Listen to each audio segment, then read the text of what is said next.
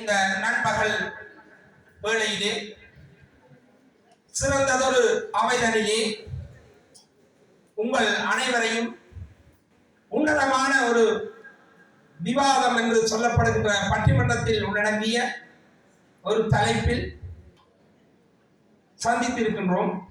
அனைவருக்கும் எனது இனிய வந்தனங்கள் குறித்தாகும். நாம் இந்த உலகத்திலே அவதரித்ததின் விளைவு மற்றவருக்கு தீங்கு செய்யாமல் வாழ்தலாகும்.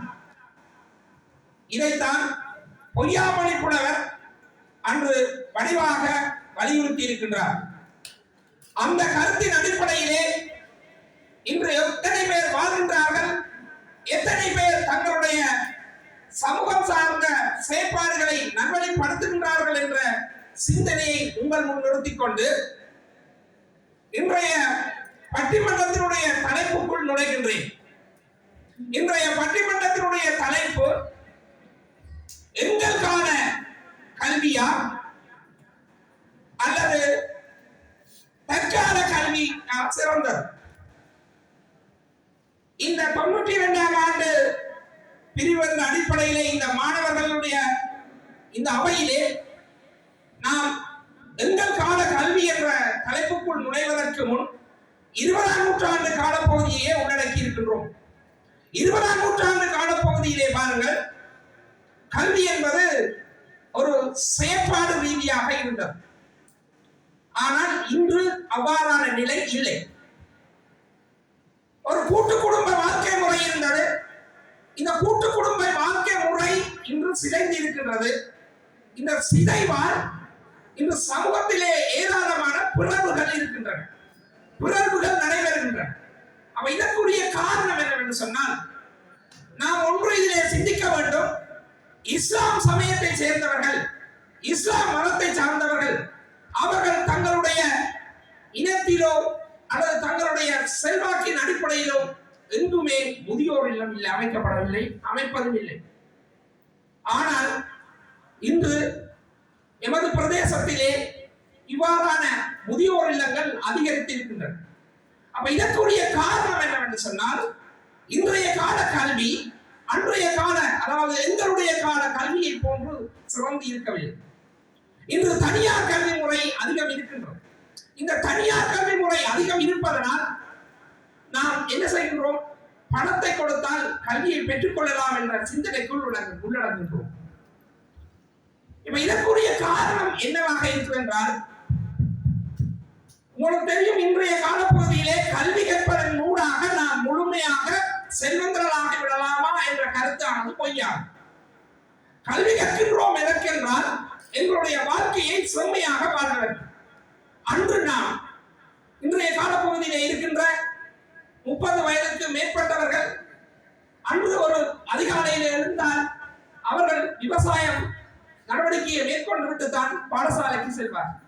ஆனால் இன்றைய நிலையிலே விவசாயம் என்பது இல்லாமல் ஆக்கப்பட்டிருக்கிறது.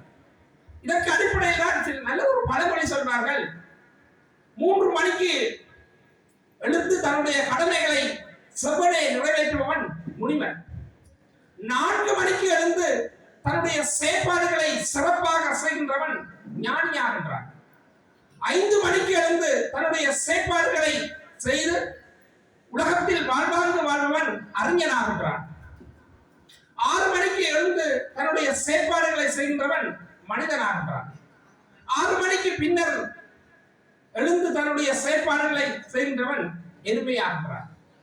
இன்று மனிதர் எல்லோரும் கல்வியிலே பின்னிலையில் இருக்கின்றதால் தான் இன்று பாருங்கள், வைத்தியசாலைகள் அதிகரித்துக் கொண்டிருக்கின்றன, தனியார் மருந்தகங்கள் அதிகரித்துக் கொண்டிருக்கின்றன, சிறைச்சாலைகள் அதிகரித்துக் கொண்டிருக்கின்றன, போதைப் பொருட்கள் அதிகரித்துக் கொண்டிருக்கின்றன, சிறுவர் துஷ்பிரயோகம் அதிகரித்துக் கொண்டிருக்கின்றன, பெண்கள் துஷ்பிரயோகம் அதிகரித்துக் கொண்டிருக்கின்றன.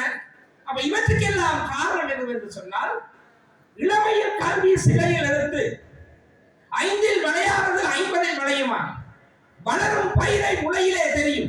ஆகவே நாங்கள் அடிப்படையிலே எங்களுடைய கல்வி முறையிலே ஏதோ ஒரு பிழை இருக்கின்றது. ஒப்புட்டு ரீதியாக பாருங்கள், 90ஆம் ஆண்டு காலப்பகுதியிலே இருந்த கல்வி முறையிலே எவ்வாறான ஒரு சந்தோஷமாக பாடசாலை செல்வதென்றால் சந்தோஷமாக சென்றிருந்தோம். ஆனால் இன்று அந்த நிலை இல்லாமல் போயிருக்கிறது. அதற்குத்தான் ஒரு புதிய திருக்குறள் ஒன்று இருக்கிறது. விளை கலை விதையா வித்தை தன் கொலைக்கு நிகர். அதாவது விளை கலை விதையா வித்தை தன் கொலைக்கு நிகர்.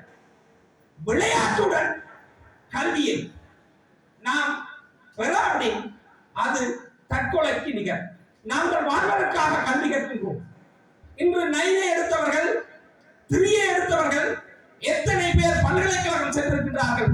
பல்கலைக்கழகத்திலே சென்று எத்தனை பேர் தற்கொலை செய்திருக்கின்றார்கள்? எத்தனை பேர் தங்களுடைய வாழ்க்கையை இழந்திருக்கின்றார்கள்? இன்று யாழ்ப்பாண நீதிமன்றத்தை நீங்கள் சென்று பார்த்தால் தெரியும் எத்தனை விவாகரத்து வழக்குகள் இருக்கின்றன. அங்கே அனைத்து வழக்குகளும் விவசாய குடும்பங்களை சார்ந்தவர்கள் வழக்காக இல்லை, கல்வி கற்ற சமூகத்தை சேர்ந்தவர்களாகத்தான் இருக்கின்றார்கள். ஆகவே இன்றைய கல்வி முறை என்பது மிகவும் பின்னிலை தான் இருக்கின்றது. ஆனால் அன்றைய காலத்து கல்வி முறையை நீங்கள் எடுத்து நோக்கின்ற போது பாருங்கள், நாங்கள் சந்தோஷமாக பாடசாலைக்கு சென்றோம். பாடசாலையிலே வழங்கப்படுகின்ற உணவுகளிலே கலப்படம் இல்லாமல் இருந்தது. ஆனால் இன்று நாம் என்ன செய்கின்றோம்? ஒட்டுமொத்தமாக ஒரு இயந்திர மயத்தின் அடிப்படையிலே பல்வேறு அரசு அமைப்புகளால் கொண்டு வரப்படுகின்ற திட்டங்கள் எல்லாம் என்ன செய்யப்படுகின்றார்? ரசாயன பொருட்கள் சார்ந்த மரக்கறிகளிலே கலப்படம் செய்திருக்கின்றார். அதை நாங்கள் மாணவர்களுக்கு கொடுக்கின்ற போது அவர்களுடைய ஆரோக்கியம் என்பது பாதிப்படைகிறது. ஆனால் நாம் என்ன செய்கின்றோம் என்றால் அரசாங்கம் காலத்துக்கு காலம் கொண்டு வருகின்ற திட்டங்களை நடைமுறைப்படுத்துகின்றோம். அவ்வாறு நடைமுறைப்படுத்தினாலும் எங்களுடைய மூன்றாவது மண்டல நாட்டின் அடிப்படையிலே ஒரு அபிவிருத்தியை நோக்கிய ஒரு கல்வி ரீதியான செயற்பாடு இருக்கிறது என்றால் இல்லை என்றே தான் சொல்லுங்கள். ஆகவே அன்றைய காலத்து அக்காலத்து கல்வி முறை என்பது மிகவும் சிறந்ததாக இருந்தது. ஏனென்று சொன்னால் பெற்றோர்கள் தனியார் கல்வி நிலையங்கள் குறைவாக இருந்தது. பெற்றோர்களோடு பாடசாலைக்குரிய வரவுகள் தொடர்பு நெருக்கமாக இருந்தது. பாட்டி பேரன் பேரி என்று உறவினர்கள் ஒட்டுமொத்தமாக ஒரு கல்வியை கூட்டாக கல்வி கற்றுக் கொடுத்தார்கள். ஆனால் இன்று ஒரு வீட்டிலே கருக்குடும்பம் என்று சொல்லிக்கொண்டு தாயும் தந்தையும் இருந்து கொண்டு அவர்கள் இருவரும் அரச வேலைக்கு செல்வார்கள். அங்கே அல்லது ஏதாவது வியாபாரம் செய்வார்கள். அங்கே அந்த பிள்ளை சகோதரத்தினுடைய ஒரு மூதாதையருடைய ஒரு சான்றோருடைய அனுபவம் இல்லாமல் வளர்கின்றது. அவ்வாறு வளர்கின்ற போது அந்த குழந்தையானது எதிர்காலத்திலே தன்னால் தனித்து நிற்க முடியவில்லை. நாம் எதற்காக கற்கின்றோம்? நாம் என்ன செய்கின்றோம் என்றால் இன்று நைனை எடுத்துவிட்டு உலகத்திலே பாராட்டை பெறுகின்றோம். இன்று பாருங்கள், எமது வைத்தியசாலையில் சரி அல்லது எமது நீதிமன்றங்களிலும் சரி எத்தனை திரியை எடுத்தவர்கள், நைனை எடுத்தவர்கள் வைத்தியர்களாக அல்லது வைத்திய நிபுணர்களாக அல்லது நீதிபதிகளாக சட்டத்திறனிகளாக திகழ்கின்றார்கள் என்றார். ஆகவே இன்றைய கல்வி முறை என்பது மிகவும் அடிப்படையிலே அது ஒரு போதிக்கின்ற கல்வி முறையாகத்தான் இருக்கின்றது. ஆனால் எங்கள் காலத்தினுடைய கல்வி முறை என்பது உடலுக்கு இயற்கையான பயிற்சி முறையை வழங்கி விவசாய பாடம் என்று சொன்னால் இன்று விவசாய தோட்டம் பொதுவாக எத்தனை பாடசாலைகளிலே இருக்கின்றது என்பதை கேள்விக்குறியாக இருக்கிறது.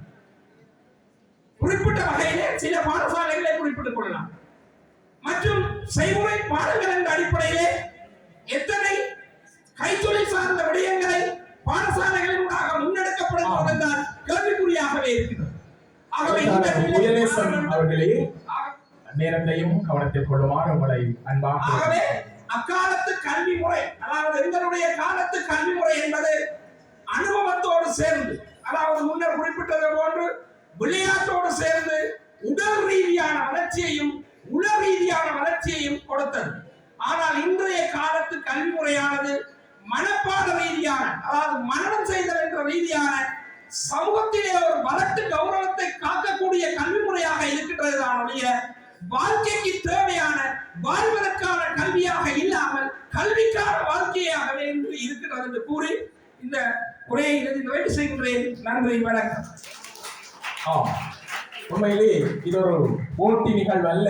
ஆகவே அவர் சுவாரஸ்யமாக பேசிக் கொண்டிருந்தார். இருந்தாலும் இனி வருகின்றவர்கள் நீங்கள் நேர வரையறையும் கவனத்தில் கொள்ள வேண்டும் என உங்களை கேட்டுக்கொண்டு மிகச்சிறந்த விடயங்களை எல்லாம் அவர் தன்னுடைய